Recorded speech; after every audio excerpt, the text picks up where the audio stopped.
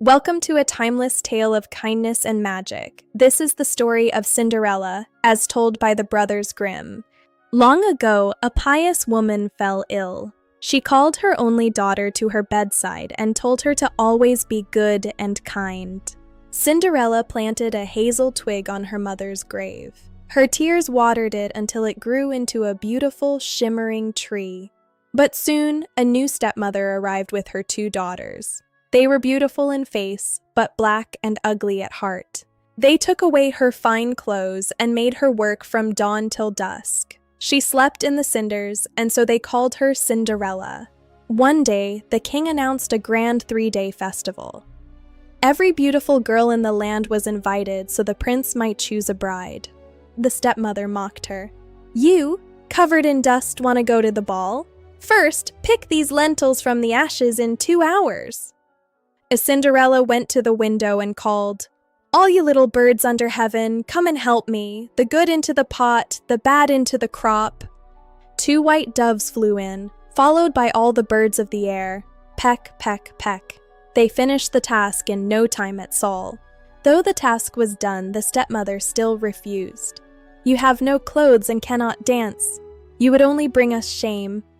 When they had left, Cinderella went to the hazel tree on her mother's grave and cried, "Shake and quiver, little tree, throw gold and silver over me."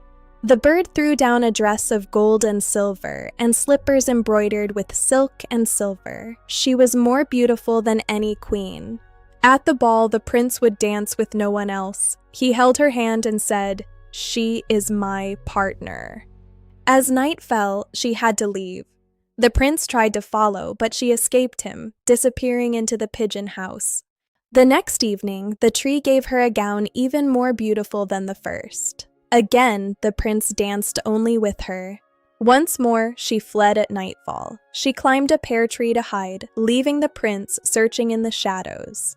On the 3rd night, the bird brought her a dress so splendid it shone like the sun, and slippers made of pure gold. The prince, determined to catch her, had the stairs covered in pitch. As she fled, her left golden shoe remained stuck. He took the shoe and vowed, "No one shall be my wife, but she whose foot fits this golden shoe."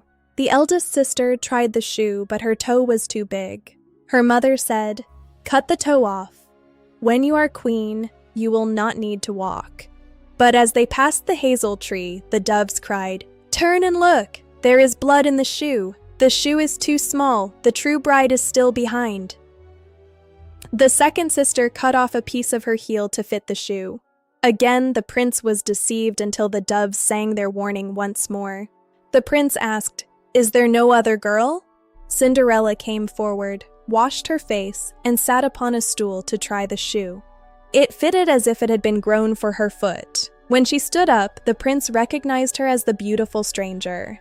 As they rode away, the doves cried, "No blood in the shoe? The shoe is not too small. The true bride at last." A grand wedding was held. The sisters came, hoping to share in Cinderella's good fortune, but their hearts remained dark.